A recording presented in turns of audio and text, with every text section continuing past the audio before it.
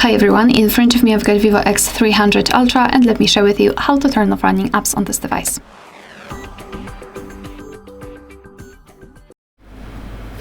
So first of all, we need to open the recents, and depending on what kind of navigation type you've got set, you can do it differently.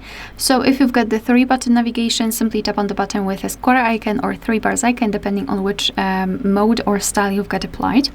And if you've got the gesture, swipe your finger from the bottom to the center of your device and hold your finger somewhere here, something like that. And after releasing, here you've got the recents.